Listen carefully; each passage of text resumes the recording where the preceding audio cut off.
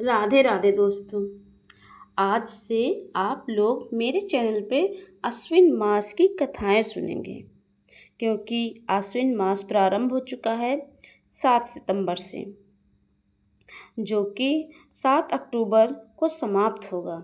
और इस महीने के कृष्ण पक्ष में पितरों को याद करके पितरों का तर्पण और पिंडदान किया जाता है।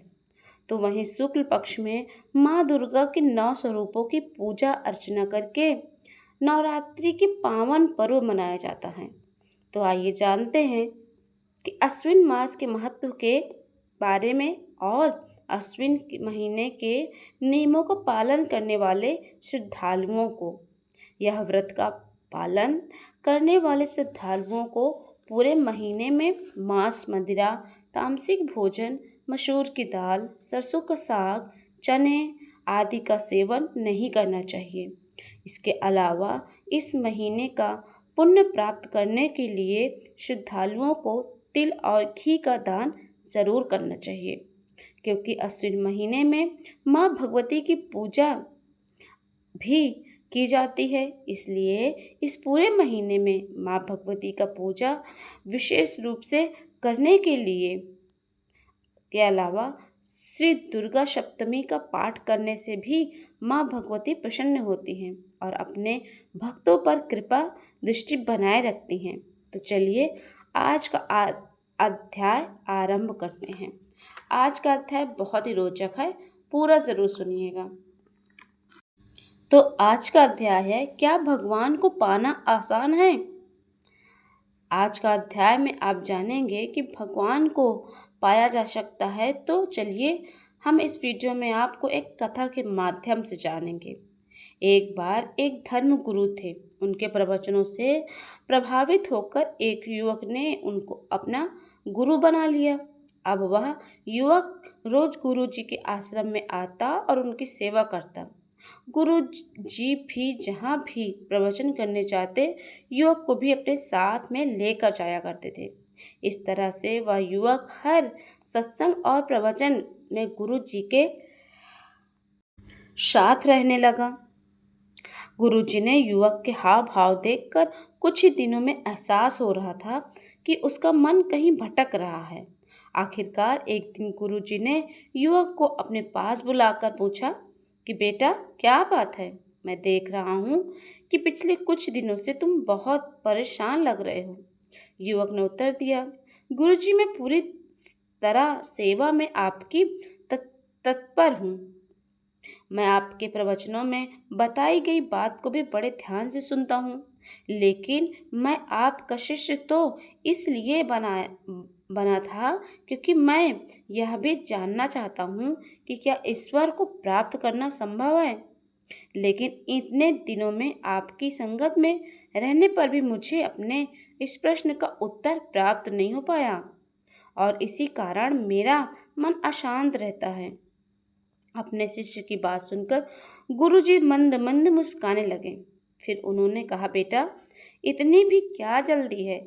अभी कुछ दिन और भगवान के चरणों में समय बिताओ, फिर मैं तुम्हें ईश्वर प्राप्ति का मार्ग बताऊंगा। कुछ दिन और बीते। फिर से शिष्य को गुरु जी को अपने सामने पाया। गुरु जी ने पूछा, तुम सचमुच ईश्वर का साक्षात्कार करना चाहते हो?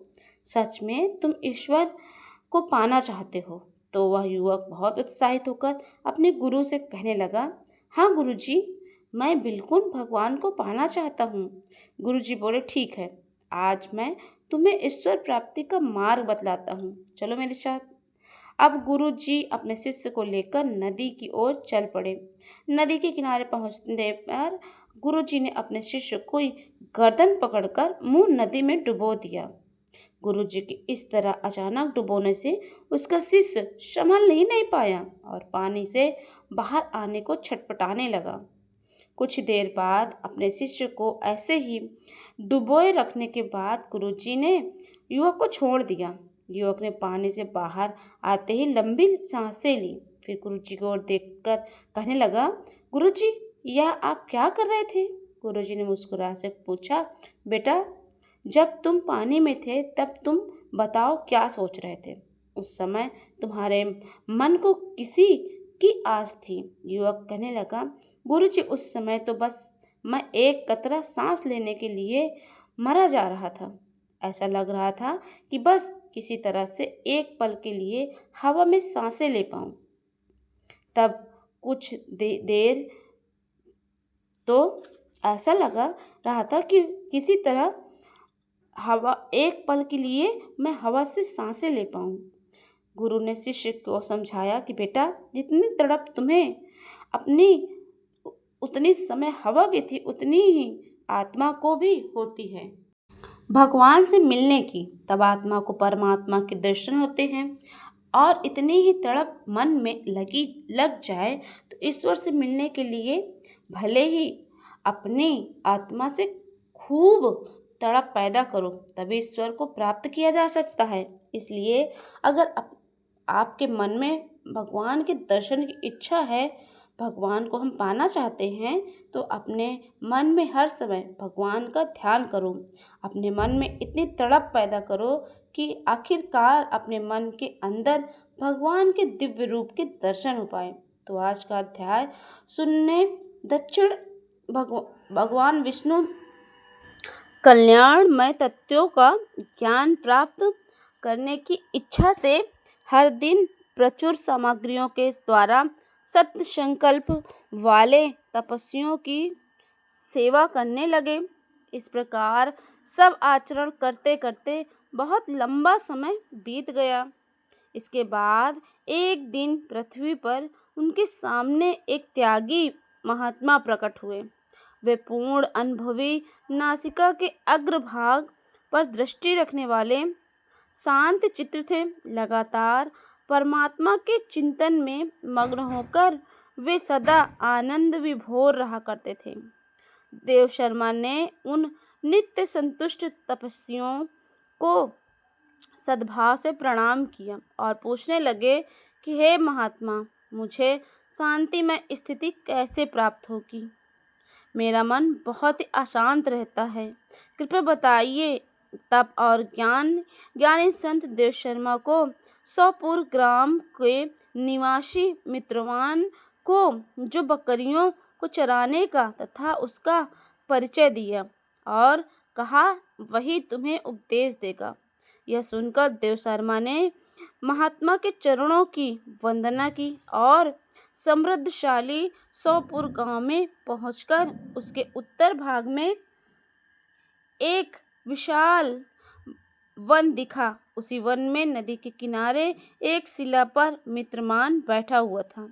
वहीं हो रहे थे और मित्रमान जो बकरियां चराने का काम किया करता था, उसके नेत्र आनंद से निश्चल हो रहे थे और वो अब पलक दृष्टि से देख रहा था। तो ये थी अश्विन मास की कथा, अध्याय 2। इसके आगे की कथा आप अगले अध्याय में सुनेंगे। तब तक के लिए आप सभी को राधे कृष्ण। और अगर मेरे चैनल पे आप लोग नए हैं तो प्लीज़ चैनल को सब्सक्राइब कर दीजिएगा। और अगर वीडियो अच्छी लग जाए तो प्लीज़ वीडियो को लाइक करके शेयर कर दीजिएगा और कमेंट में राधे राधे लिखना ना भूलें। राधे राधे।